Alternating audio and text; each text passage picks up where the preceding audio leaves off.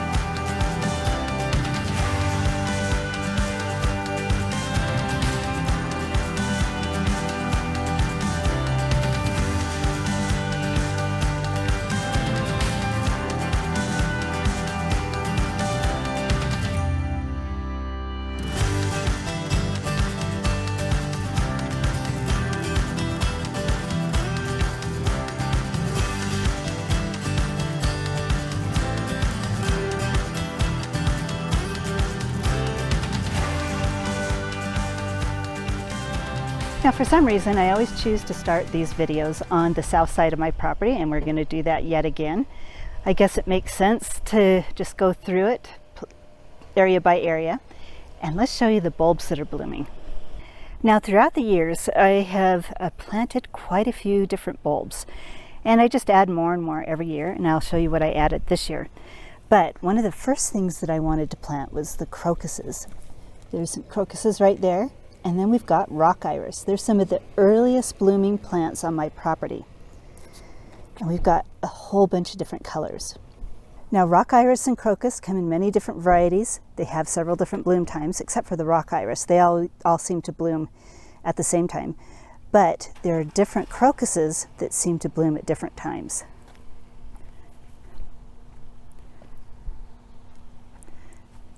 A lot of them are yellow, some of them are purple, and then there's some that are white. And I absolutely love to combine the different flowers and the different colors, so you get large patches of color like this. Look how beautiful that purple is. Now this is an area where I definitely need to focus more on. We do not have enough of the early rock iris and crocus, and what I may do is either take some more pictures and then reference them in the fall, or maybe I will put some stakes out now. Maybe decide where I want to put some more crocus and rock iris, because we've got them focused on the outside edges of my property and not in the center. But we do have a few. We've got some beautiful purple ones. This is a lighter purple one. Then we've got a rock iris that's almost done. And then we do have a beautiful naturalized patch of crocuses, purple crocuses, and a little tiny rock iris over there in the shade. When I transplanted this mum over here several years ago, it came with some more crocuses. So we have those over here. Now this is the north side of my property, and this is where the bulk of my rock iris and crocus are.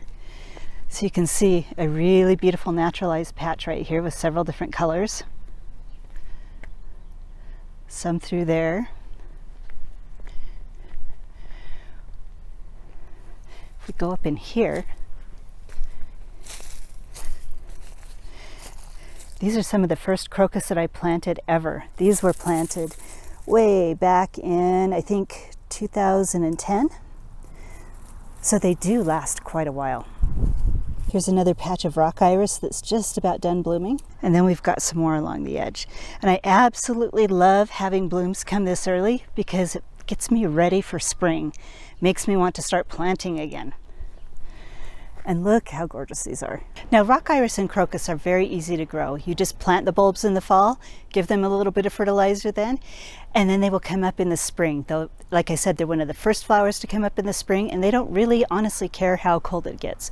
They'll wait until the temperature in the ground is right for them, and then they'll start blooming. And the normal time for us is the beginning of March. Now they will send up their leaves in February, and even if you see their leaves in February, do not worry about the temperatures because they can handle just about whatever happens. Now, as for maintenance throughout the rest of the year, there really is no maintenance other than every once in a while, probably every other year or so, I will throw down some fertilizer on them. They will spread. They do not spread by seed. Their corms will just divide and their little patch will get bigger and bigger for both the rock iris and the crocus. So you will get larger patches if you take care of them. Now, they do not like to be in areas where it's going to be soggy wet all the time, and they are quite drought tolerant. So let's go show you what else is blooming. Now, because we've had a very, very warm year, these pansies have bloomed the entire winter. And actually last year we had a patch that bloomed all winter also, and they are absolutely gorgeous. I really, really love them. There's so many different varieties, so many different colors.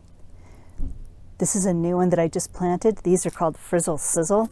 These will not reseed themselves, but the rest of them do. Absolutely gorgeous. These are in my Vigo raised bed. We've got some ornamental cabbage that we planted last fall. And these are all the pansies that we planted last fall. There's some more Frizzle Sizzle in here and just a bunch of different colors. And these lasted all winter, even in a shallow bed, and the ground was actually frozen for most of the winter. It's not frozen right now. And it stayed quite wet. This area is one area that I've had to water less than most of the other areas. And I think it's because it stayed frozen for so long. But even though it was frozen, the plants are still alive. Now this isn't a flowering perennial and it's not extremely showy, but this is also blooming. This is one of my honeyberries and it is blooming a little early this year, but that's okay. These are another one. That's okay. These are another one that don't mind the cold and they will form fruit and we'll have an early harvest. Now these are some of my favorite flowers. This plant right here is just getting ready to bloom, but these are hellebores. This one is True Love. That's the name of it. I don't know if you could see that because of the sun.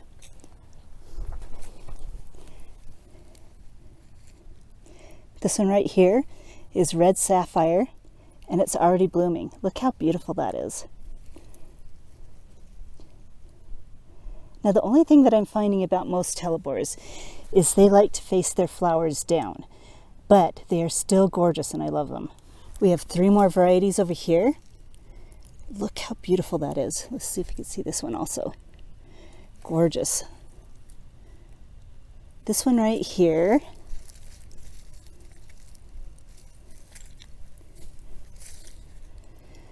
This one right here is Flower Girl.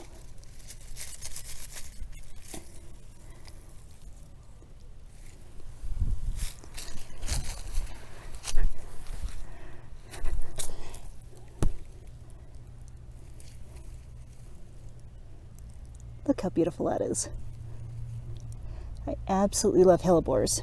This one's another one that's getting ready to bloom. I don't know the name of it or this one right here, but I am absolutely in love with all of them. Now pansies are easy to grow. They're a tender perennial and they will die back over the winter, but they will reseed. They do best here in Utah in the spring and in the fall when it's cooler. They do not like the hot weather. They die back in the hot weather unless you've got a place that stays relatively cool and is in the shade. They do need quite a bit of moisture and they do need fertile soil. So mine tend to reseed themselves in those areas. In the areas that get the most rain in the spring, they'll just reseed themselves and grow without any help whatsoever. Then they'll form their seed pods, drop their seeds, go dormant in the summer, and then start again in the fall. So pansies and violas have been one of my very favorite flowers and they're very extremely easy to take care of as long as you have the proper place for them. Now hellebores are not as easy to grow as pansies, but they're not difficult. You do need to find a place where they have part or full shade.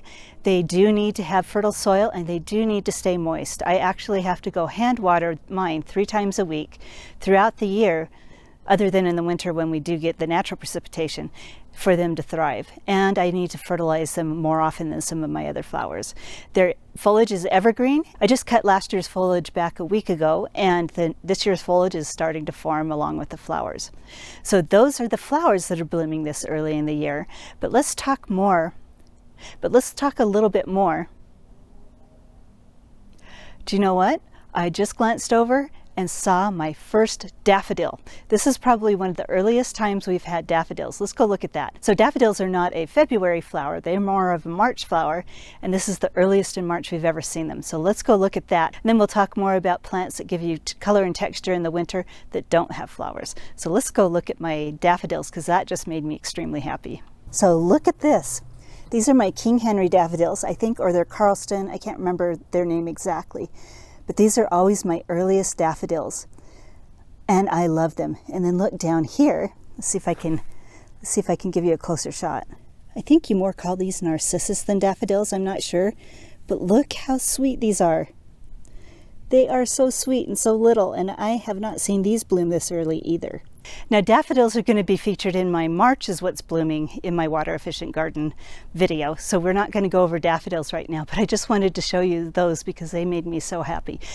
Instead, let's go over different plants that you can use for color and texture throughout the winter so you don't have a boring landscape even when it's freezing. So keep in mind this has been one of our very, very warmest winters, probably ever. And so we have a little more greenery than we normally would. But these right here are my butterfly bushes. And they've fared through this winter really, really well. And actually, I'm going to be doing a video next week on my front yard, my spring cleanup. And I will be cutting these back, mostly for size control. These are the Pugster butterfly bush. This is Pugster blue. And seriously only get about this tall, but I want them a little bit shorter. So I am going to take them down to some of the leaves down there, probably some of the lower leaves. Reduce the height on these a little bit. But these have provided a beautiful silvery color throughout the winter.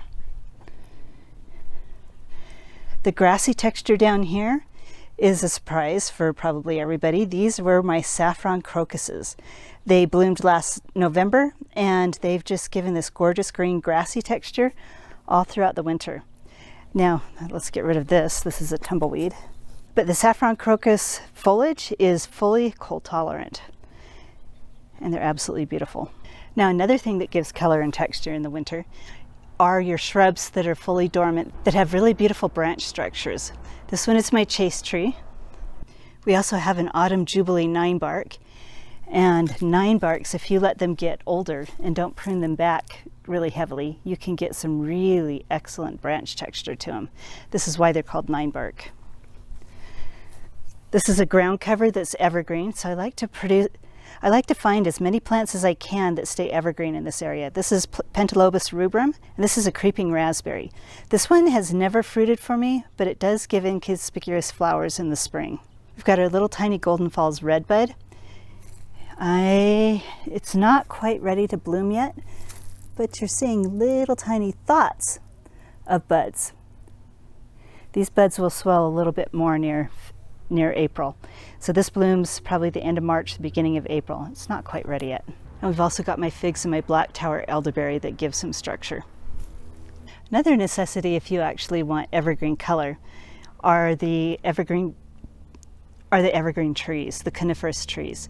This one is, I'll see if I can find the name of it, but this is a weeping blue spruce. We've got a giant weeping Norway spruce. And to carry the blue color throughout the property, we do have a globe blue spruce that matches my regular Colorado blue spruces in the back. So I do like to carry color and texture throughout the property. And this is an evergreen color that is beautiful throughout the winter and grows really well here in Utah. Now, as I said earlier, I covered my grasses in some Plant of the Week videos. Both of these grasses were covered. This one is a little blue stem. This one is a Mexican feather grass.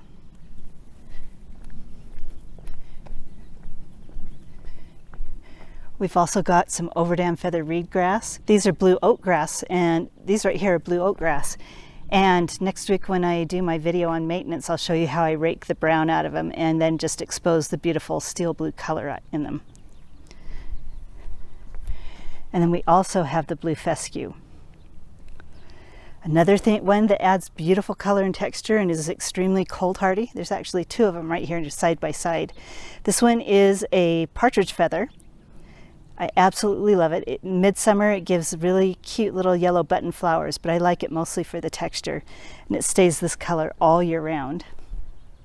Then we've got spurge. I think this is rainbow ascot, and I did not realize these were evergreen, and now I need to look up whether or not I need to cut them back in the spring, and I would love your feedback on that. Do you cut your spurge back, or do you just leave it for the next season? Another one that I don't know much about, but I've grown it for the last 4 years, is my box honeysuckle. This one is lightning strike, I think. I'll put the name on the screen. But this stays evergreen, and unfortunately the deer like to nibble on it, so it does look a little scraggly. The deer have been eating my kale, but this is kind of my tell-all on whether or not the deer have been back. We're starting to get new growth, and they're not eating the new growth on the kale. So maybe the deer are done for the year. They usually come down on my property for the winter and eat whatever they can. Normally they eat my pansies, but this year, because the kale was there, they focused on the kale.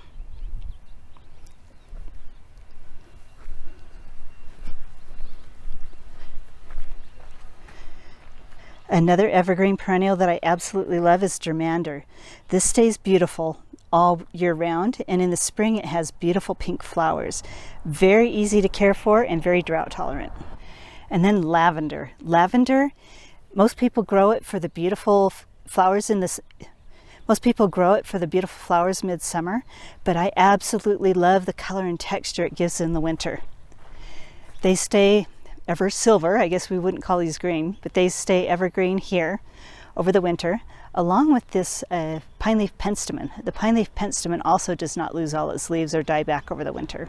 So if you're planning a new landscape and you're wondering what to plant for winter interest, you don't have to always focus on the evergreens, the evergreen coniferous plants. Those are gorgeous, like my blue spruce, but grasses and perennials, shrubs, weeping trees, there are so many other things that you can use to have winter interest.